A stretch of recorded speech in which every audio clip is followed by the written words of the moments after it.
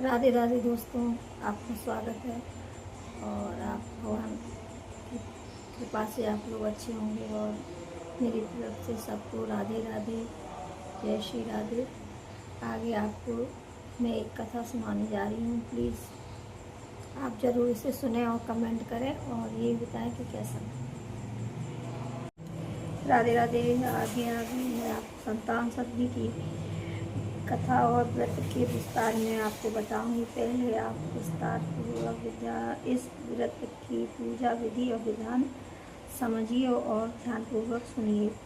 दोपहर के समय चौपूर्व चंदन, अक्षत, धूप, दीप, निवेद, सुपारी तथा नारियल आदि से पार्वती जी की पूजा करें। इस दिन खीर, पूरी और गुड़ के कुओं का भोग लगाएं। रक्षा हेतु शिव जी की डोरा अर्पित करें और डोरे को शिव जी से वरदान के रूप में लेकर धारण करके कथा सुने। माताएं पार्वती जी का पूजन करके पुत्र प्राप्ति तथा उसके दीर्घ आयु का वरदान मांगती हैं। अब कथा इस प्रकार है। एक बार श्री कृष्ण युधिष्ठिर को बताया कि मेरे जन्म से पहले किसी समय मथुरा में लोमस ऋषि आए थे। मेरे पिता देवकी तथा वासुदेव को ऋषि ने आदेश दिया, हे देवकी, कंस ने तुम्हारे कई पुत्रों को पैदा होते ही मारकर तुम्हें पुत्र शोक दे दिया। इस दुख से मुक्त होने के लिए तुम्हें संतान सतनी का व्रत करो। देवकी ने पूछा, हे मुनि श्रेष्ठ, मुझे व्रत का पूरा विधि विधान बताओ। लोमस ऋषि बोले, नहुष अयोध्यापुरी का प्रतापी राजा था। वहाँ विष्णु दत्त नामक ब्राह्मण भी रहता था। उसकी पुत्री का नाम रूपवती था।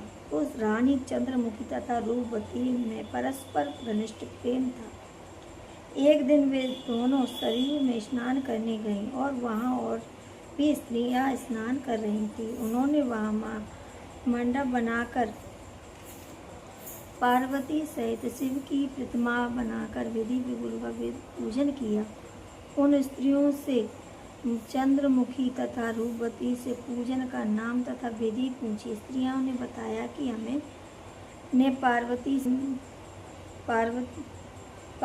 सहित शिव जी की प्रतिमा बनाकर विधि पूर्वक पूजन किया। उन स्त्रियों से चंद्रमुखी तथा रूपवती ने पूजन का नाम तथा विधि पूछी।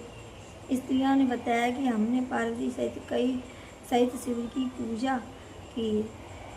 भगवान शिव का डोरा बांधकर हमने संकल्प किया है, जब तक जीवित रहेंगी तब तक यह व्रत करती रहेंगी। यह मुक्तावरण व्रत सुख तथा संतान देने वाला है। स्त्रियों की यह बात सुनकर उन दोनों शक्तियों ने भी जीवन पर्यंत इस व्रत को करने का संकल्प करके शिव जी के नाम का डोरा बांध लिया।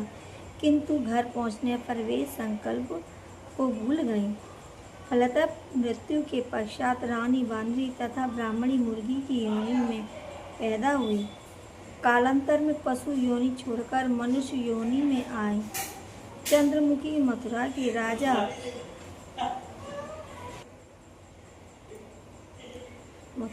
राजा पृथ्वीनाथ की रानी बनी। द्रौपदी ने एक ब्राह्मण के घर में जन्म लिया। इस जन्म में रानी का नाम ईश्वरी तथा ब्राह्मणी का नाम भूषणा रखा गया। भूषणा का विवाह राजपुरोहित अग्निमुखी के साथ हुआ। व्रत भूलने के कारण रानी इस जन्म में बांझ हुई।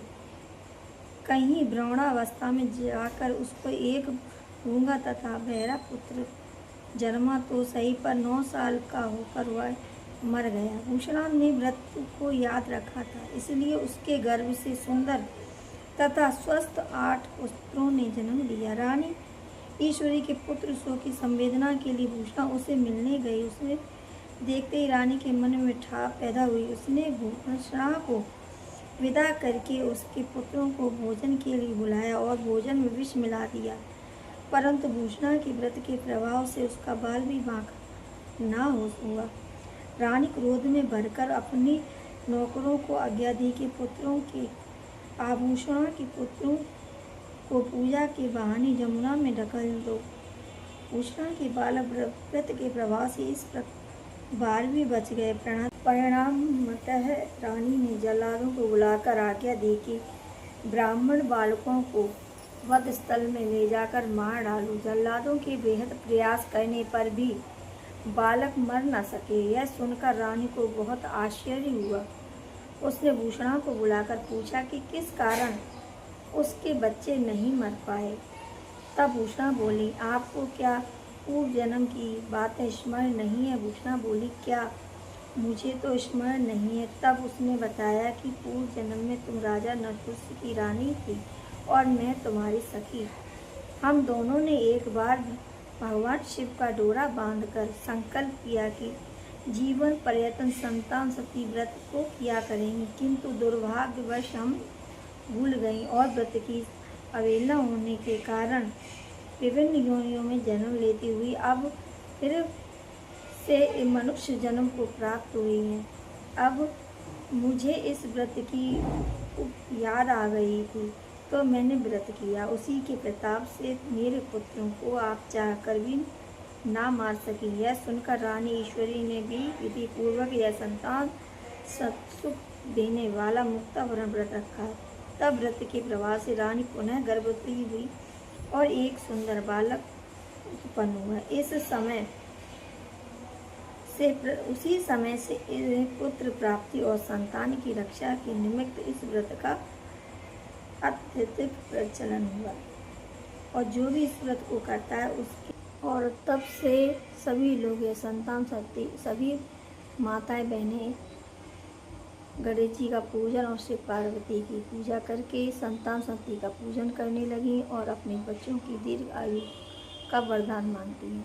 बोलो गणेश भगवान की जय। बोल विष्णु शंकर पार्वती भगवान की जय। जय जय श्री राधे, जय जय श्री राधे।